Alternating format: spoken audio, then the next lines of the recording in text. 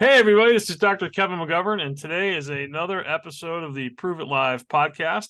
We have a very special guest today, Coach Jason Beck from Montreat College in Montreat, North Carolina, and we'll be talking about recruiting and coaching through injury and how a college baseball coach navigates that.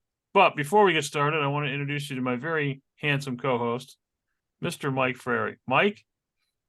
Thanks, Kevin. I think speaking of like streaks, I think we're coming up on probably close to 1,000 of handsome introductions too. So This is true. I should applaud you for that. Yes.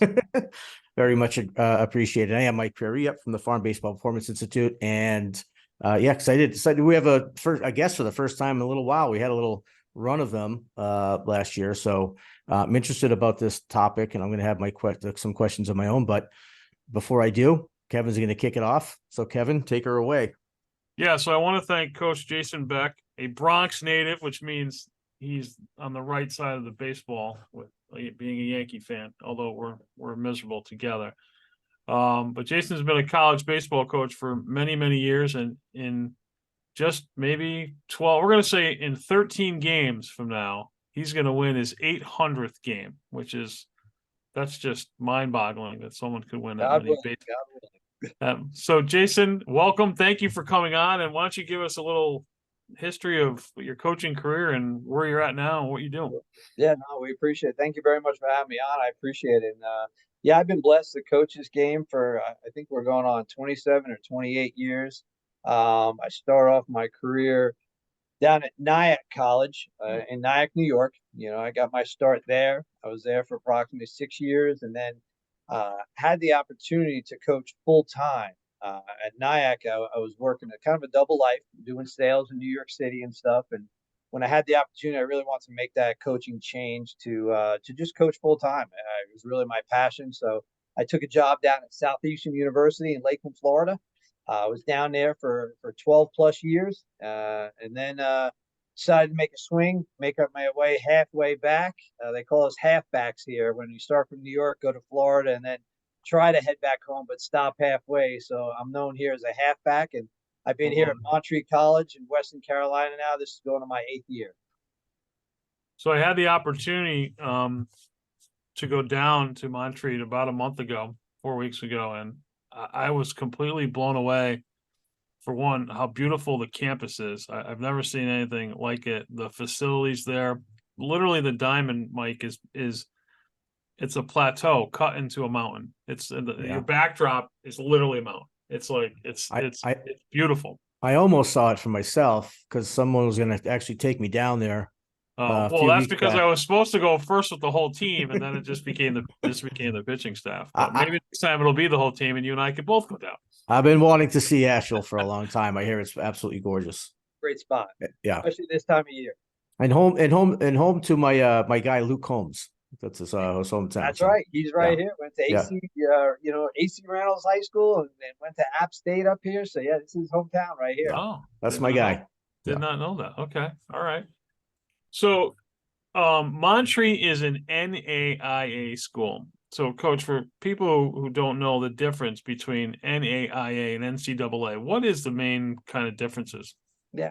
NAIA is basically just a different governing body, just like the NCAA is one.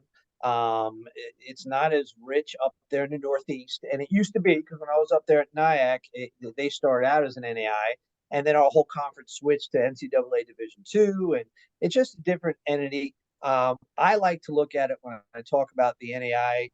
NAIA to me is a lot more relational than NCAA. NCAA is a lot more business minded.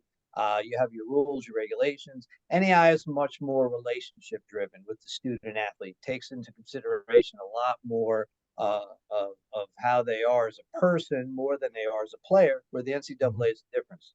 What I've noticed too, it's a little bit lighter on the academic side. So baseball is really almost as rich. I mean, if you think about, we get a lot of the D1 kickbacks and things like that. So there's a lot of D1s at the NAIA level also. So it's a good opportunity. Again, I like it because I'm able to get this one-on-one with the players more and create these relationships. With the NCAA, everything's monitored. Your time's monitored. I only have a certain amount of time with a player. Everything we do, whether it's take them out to lunch or have a quick team meeting just on personal development, not even necessarily baseball, has to be documented time and stuff. Where the NAI, that's really not, that's there. The only thing we have is a regulation just on practice time so we can manage them better. But the outside part, we're open to do. So there's a lot of personal development here we see, which I really do. I've done both. Like I said, NAIA was Division II, but I really do enjoy the NAI. Nice. That's okay. So the recruiting is much more of an open interview. There's not as much restrictions, is what I'm kind of hearing you say. There's no real timelines. There's timelines based on, you can't sign until after their junior year, but there's no quiet times. There's no dead times. There's no contacting once a week. Obviously, we want to respect the student athletes and not bombard them with phone calls, but it's not as regimented at all as it is in the NCAA. Wow, that's interesting. It is So, interesting. yeah, so that'll bring us into the topic. So, the show talks a lot about athlete and player health and development and some of the crazy things that we see out on social media. So, how do you deal from a recruiting standpoint on player health? Like, how do you know if what you're getting is a healthy, able-bodied pitcher or player? Is there anything that you can do or do to figure that out? Well, I mean, originally for us, we look at some past history. That's the main thing. Have they had any injuries in the past? We'll talk to their coaches. Then we have our coaches just look at basic mechanics. You can tell whether there's something that's an issue. But then even that, we started to notice that we weren't really even we were getting basic things. And there were kids with bad mechanics that could still pitch great. And that was one of the reasons why we called you guys. I wanted to get more in depth because, I'm also the associate athletic director here. And then when you start getting into that, you start getting to, hey, now we're paying for surgeries and there's premiums and insurance and stuff. So, for me, I looked at it like, if I've spent a little bit of money to get a little bit deeper into the root of these issues and try to be more proactive rather than reactive, that's what I wanted to do. So when we called you, we basically had that intention of, okay, if we can break this down further and identify injuries before they happen. So it's not me just paying for surgeries. Let's prevent these surgeries. Or in the longer term, we might not be able to recruit a certain athlete with major red flags or multiple red flags in their mechanics or the biomechanics or however you want to say it, so that we know that there's a high percentage of an injury that's going to happen. So even at a small school like us, we're even looking to start to delve into that to get into a lot more deeper interview or, just process of venting through these athletes. So you mentioned, you mentioned a couple. We'll hold off on the business side for a second. So let's say roster management. Like, what happens? Talk about your roster. You're able to have a JV squad, right? I don't know if many colleges have that. And talk to me about what happens or what's happened in the past when someone has become injured. Like what goes Yeah. on?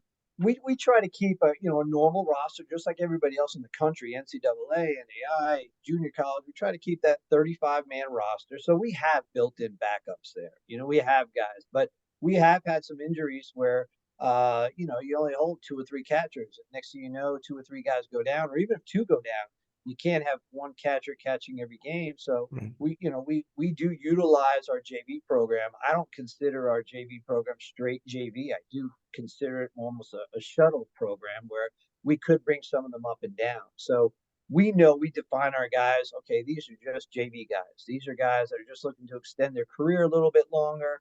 These are guys that are varsity guys sitting in the wings. Maybe they got to get bigger, faster, stronger. And then there's guys in the middle that they're just going to shuttle back and forth as we need it. And we had that instance 2 years ago. We had all three of our catchers go down, and I had a JV catcher starting on varsity for about 2 weeks. Took him down to Florida, and it was the time of his life. And he never thought he would have got that opportunity. He did a pretty good job for us. If we didn't have that JV program, we would have been in big trouble. So that's why we really enjoy JV/developmental, because it just gives us that added depth to cover us for injury. Now, do other schools have, like, when you were in Florida, did you have a program? Did you have a Yeah, we did. backup? It was much smaller. If you notice, I would say I have seen an uptick in JV programs. Um, in the last 5 to 6 years. I don't know if I can honestly say probably from COVID on. I don't know if that's a business decision from the schools or whether it's just more athletes. We've had such an influx with the COVID where kids get those extra year back. The junior college kids get 2 years back. That now we have this huge influx of athletes and there's nowhere for them to play. And so, schools didn't want to turn them away. So they started to develop JV programs. I've noticed it prevalent on many NAI schools. And to be honest, Gardner Webb, right in our backyard, they're one of the first Division Ones to have a JV program. So we are starting to see it become more and more. Now, will it thin out a little bit once these COVID athletes use those extra? I mean, we have some kids that could play 6 years. I mean, just based on their 2 years of JUCO, they got back, and they left after that. So, Mike, even you can graduate college after 6 years. You can do that. Yeah. Yeah. Or some of them are doing is they might graduate 4, but they're finishing their master's programs too. Right. So they're in school for the 6. They get to play for all 6, and they're walking out of here with their master's degree with their scholarship paying for it. So I talk to a lot of college coaches doing what I do, and we have kids coming through high school, entering into the the recruiting process, and I know that that whole thing with COVID and the added years was a nightmare for some coaches. It was difficult, right? And throw a big monkey wrench into a lot of especially programs without JVs. And here in the Northeast, you're right, it's rare. And there's some D3s that have some JV programs, but there's not a lot. We have an NAIA here, Fisher College, that was they played Fisher.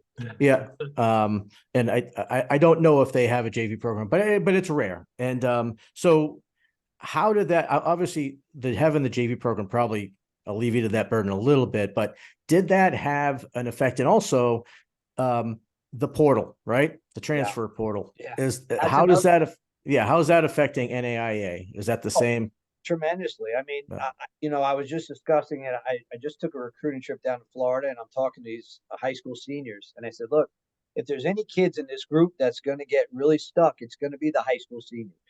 And I was pretty open with them. I said, why would I recruit a high school senior when I could recruit a junior college transfer that has 3 years left, maybe? Yeah. I could recruit somebody off the transfer portal because I don't care what anybody says. There's more players than spots open. So there's going to be some transfer portal kids too. If those are your first 2 choices, taking kids with college experience, the ones who's going to be at the worst spot is going to be the high school senior. They're the last ones that'll be taken. Absolutely. So just starting to make that change a little bit, where I'm sitting there going, you know what? I'm going to try to get ahead of the curve because this transfer portal is going to blow up. The junior college kids are going to thin down after the COVID. So I'm trying to hit some of these high school kids because I can get some of these top kids that maybe the JUCOs or these high-level D2s aren't going after because they're going straight to the transfer portal. So I can maybe get that 4-star, high school kid that is not being looked at now by them. That's interesting. I mean, and I think who really made out from all that was the prep schools. You had a bunch of kids, like you said, seniors who said, I don't have anything. So, they decide to go on, extend it, go to a prep school. The post-grads are blowing up right now. Right. Yeah. Yeah, absolutely. Very interesting. Wow. So you mentioned something about insurance. And so obviously, when a player is injured, the school is essentially, I'm assuming, on the hook for the cost of that injury. Is that something that's revisited every year? I mean, obviously, the least amount of injuries, the least the premium is. Is that something that's a 1-year deal, a 3-year deal? How does the premiums work? It depends on the school. Sometimes we'll have a 2-year deal, and it's funny just because when I'm a coach with my coach's hat on, I don't think of it at all. I mean, it's just like, hey, somebody said, get an MRI, get this. But being one of the associate athletic directors, I have to look at that standpoint too.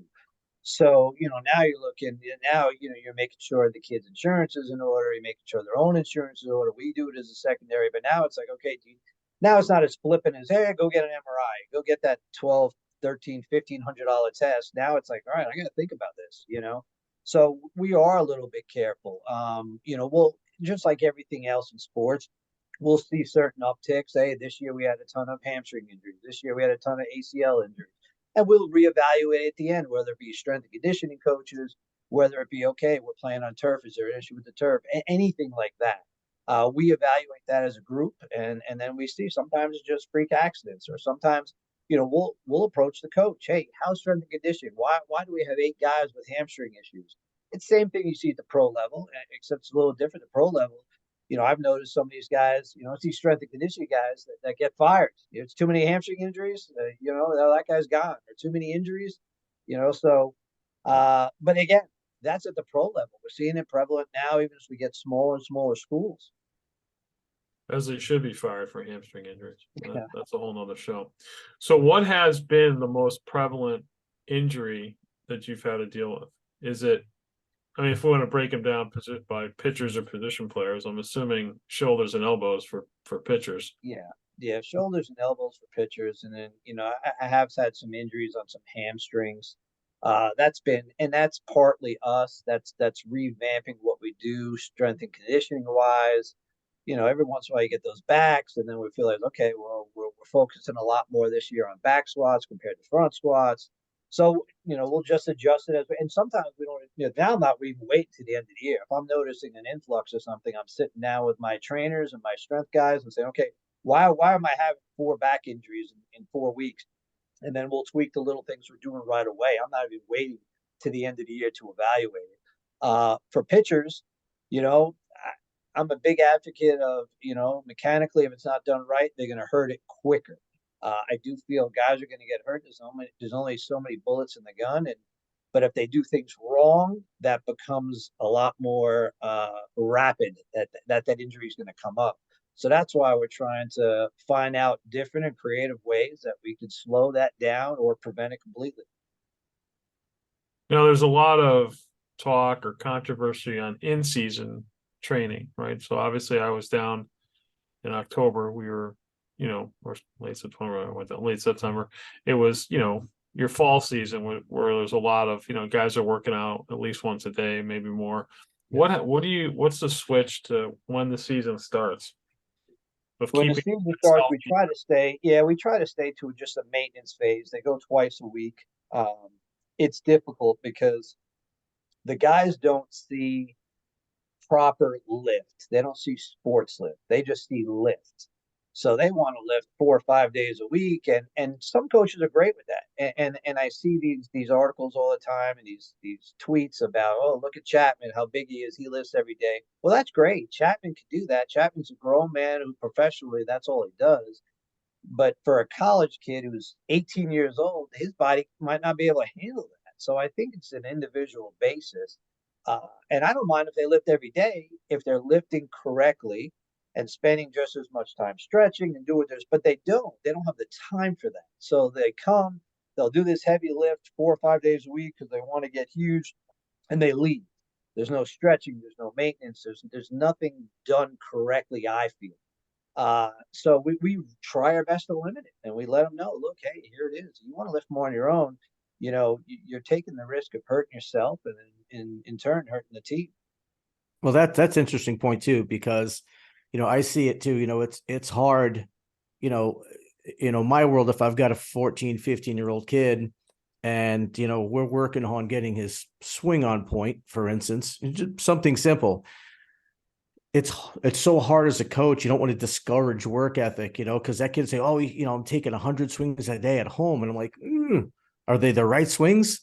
Because you could be undoing everything. Right. And so the same thing. Right. Exactly. Absolutely. And, you mentioned like a guy like Chapman. Well, Chapman has probably one of the best personal trainers by his side whenever he's working out, making sure he's doing things correctly. Right. So that is sort of a catch-22 as a coach, right? Because you don't want to go, hey, don't be doing anything. If you want to encourage work ethic and putting in the extra work, but it sometimes can backfire, right? If they're doing them improperly. Yeah. And they just see stuff and they want to do it. I have to admit, as a young coach, I used to love military stuff. So I would watch like the Navy SEALs training this, and I'd take carrying the logs. Yeah, I take my notes and I bring them back. I'm like, guys, we're doing this, and I was getting guys hurt early in my career, and then I'm talking, and my athletic director at the time was like, I'm like, well, I see this on TV. They can do it. It's a mental breakthrough. They just got to get through. And he's like, yeah, but they got 5 trainers there and 6 emergency staff, and That's you right. got Yeah. you and your 2 knucklehead assistant coaches. You're not prepared. And I really had to scale back. I'm like, well, yeah, I guess I can't compare myself to the U.S. Army. Hey, it's good So, effort though. so leading into this of bad habits or training techniques, obviously with a 35-man roster plus JV players, you probably have 35 different opinions on training or 35 different philosophies that these players have come from. I mean, Mike and I see, in this past year, I've seen, spinal fractures from doing these like crazy rotational things on backs that just aren't healthy enough to do them. So, is there a breaking in period or a molding period to get these guys to buy into what you're doing? Yeah, I mean, our first 2 weeks when we start lifting, we're barely using weights. It's all just body weight stuff, just to get their body acclimated to the correct movements to do. And then we move to an empty bar, and then we just slowly try to get it. So I mean, we do take about 2 to 3 weeks just to get the movements down. I mean, you'd be surprised how many of these kids they come out of high school, and some of them even play football where they live. But it's like, okay, no wonder your back hurts already. Like everything's done wrong and it's never been corrected. And it's just throw up this weight and I don't care how you do it, get it done. And so we really just work on just the movements, trying our best to get it right, and then recognizing when it's wrong. What it feels like, what it looks like. Hold each other accountable. The guy in front of you is doing something wrong. Say something to him. He might not see it. So that communication and those examples is what we do the first couple of weeks before we even start throwing weights on. That's you're preaching to the choir about people doing things wrong and incorrectly. And I think like you just mentioned with the SEALs, I think with social media and stuff that's out there, we've got these on my end, these run and gun, players run up, throw a ball against the screen, do some sort of 780 somersault and try to stick the landing. And then on Mike's end, who teaches hitting, there's a lot of different philosophies on doing whatever. So how do you then mold these on the field when guys are doing things, compared to Correct it. Correct it. yeah, We were laughing. We had a workout the other day, and we're doing a pro style workout. I got guys in right field, and they're not only crow hopping, they're running about 6, 7 steps before they throw, and you're halfway to the infield. I told the kid, get it, release it. Or infielders, they want to take 13 shuffles and basically a run and gun. And I'm like, I want to see no more than 2 shuffles, throw it across. I mean, that's what even these run and guns for pitchers have turned into the field because Yeah. it's just velocity. So let's throw it across the infield as fast as we can, even if it means I'm going to shuffle 13 times, get a running start. It's just not conducive to me. It's not conducive to what we're looking for. So we try to just go over the basics with these guys, and we literally break it down. Right? Hey, we want this. Our infielders guys will work with, hey, I want no shuffle here. Field throw. Then we'll allow them 1 shuffle, then 2 shuffle, and then that's it. That's the game.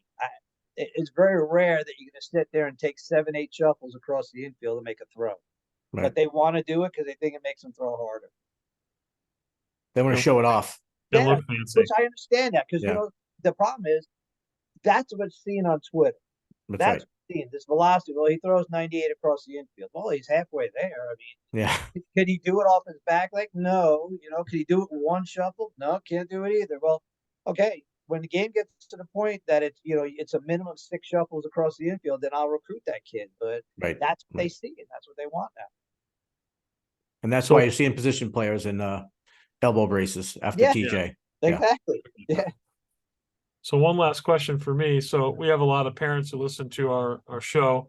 What, you mentioned the high school senior, what would make kids stand out to be recruited now in 2023 and 2024? What should they work on or what should they be doing to make themselves known and available?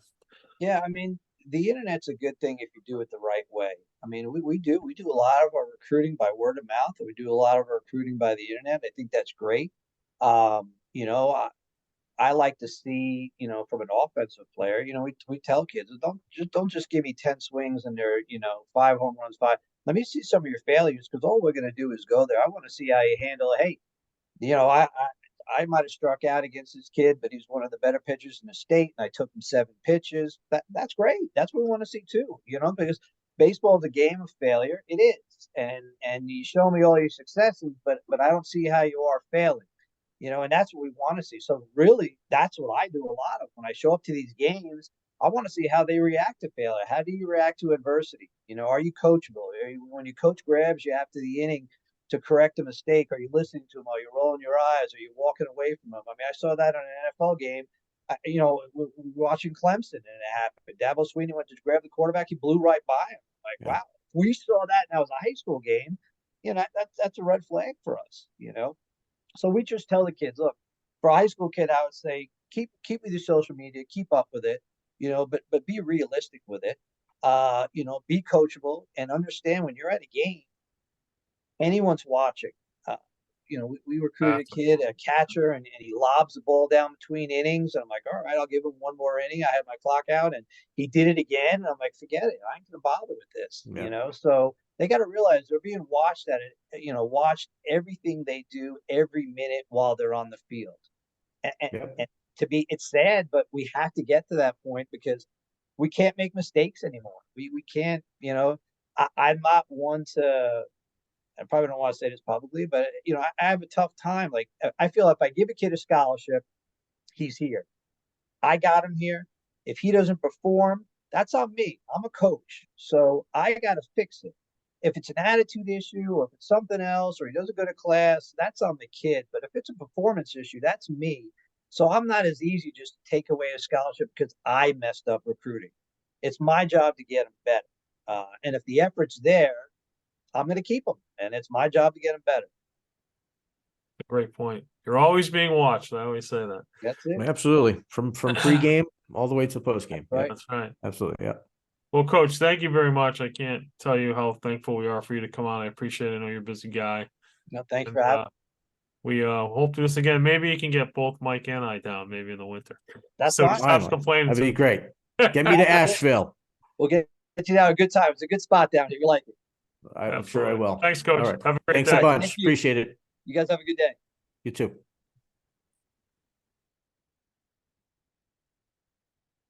So there we go, listeners. You heard that right from a college coach. From the horse's mouth, as they say. Right from the horse's mouth. Some of literally, it wasn't scripted. Some of the exact things that Mike and I talk about. I mean, just going from you're always being watched. It's a mechanical thing. It's all about movement.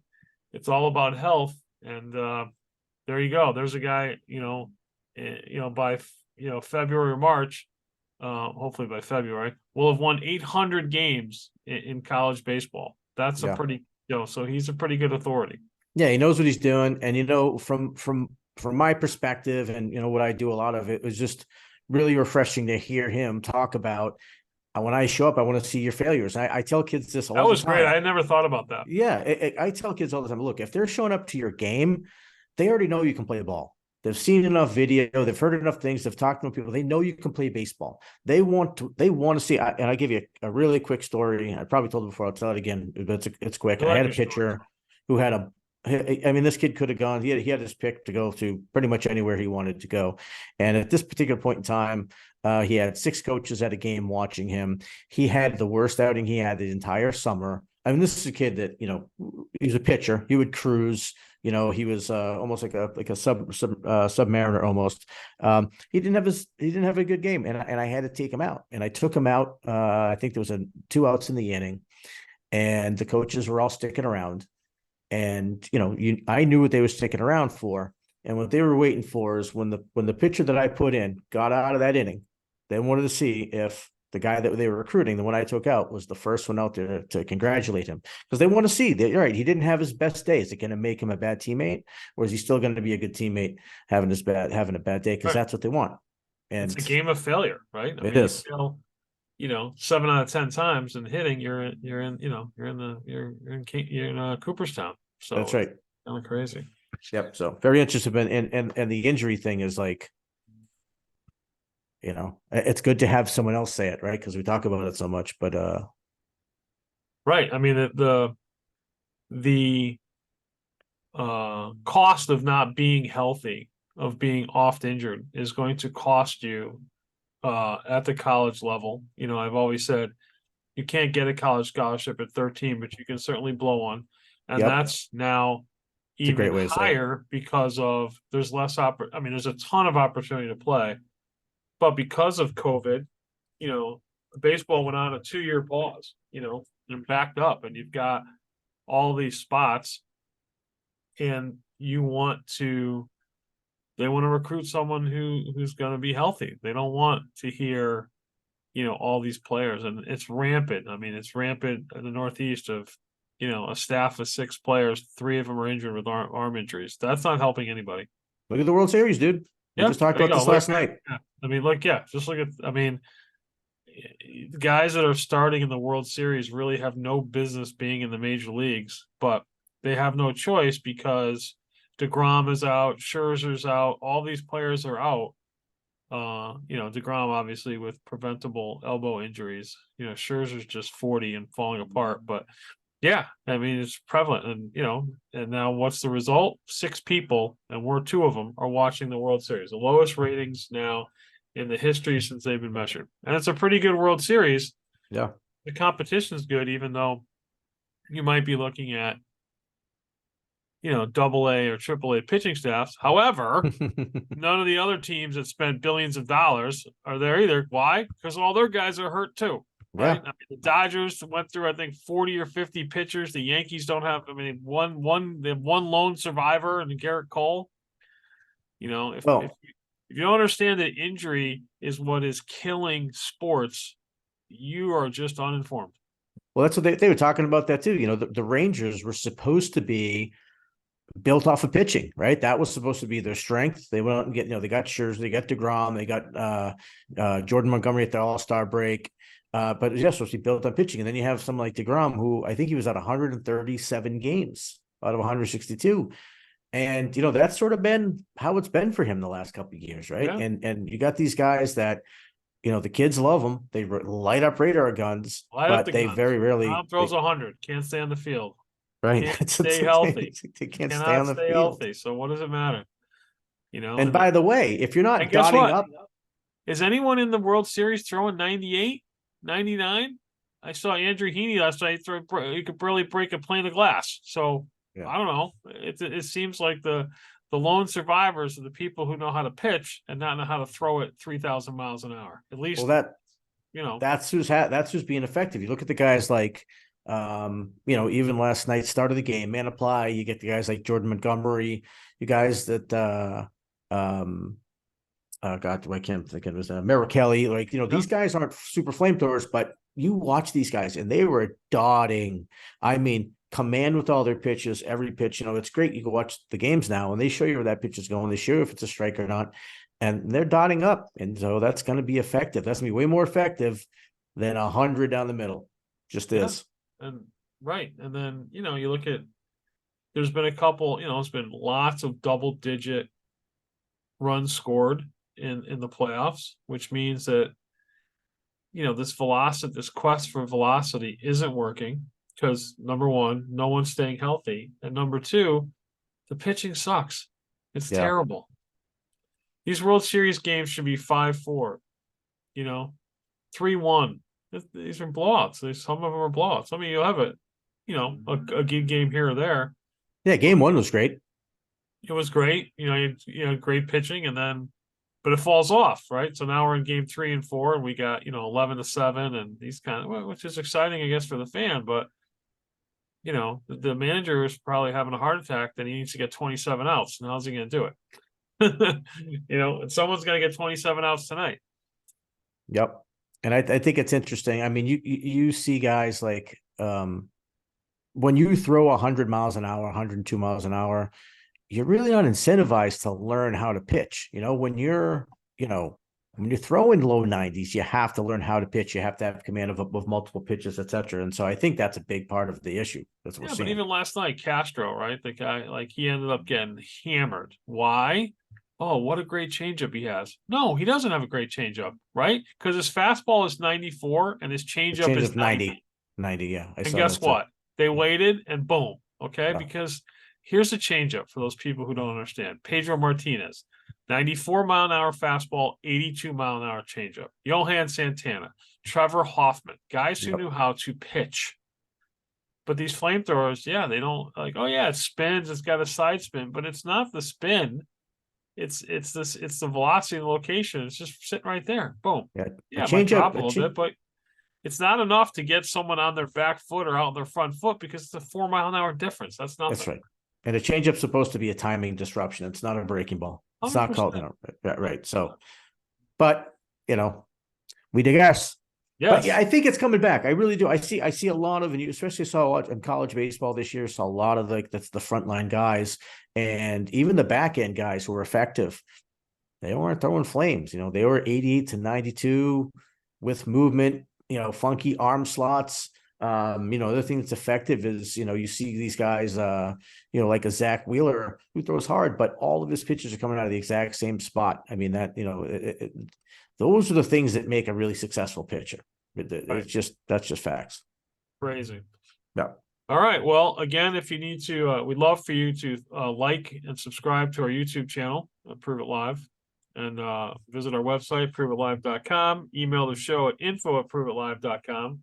And our next few episodes, we have more guests coming. We've got Kevin Barr, former strength and conditioning coach of the Florida Marlins. Great guest. We have the pitching coach for Montreat College, Brett Rosen, coming up. And we have the inventor of the kinetic arm, Jason Cochran, also coming up in our next Another great guest. Yeah, so please stay tuned, and we'll see you soon.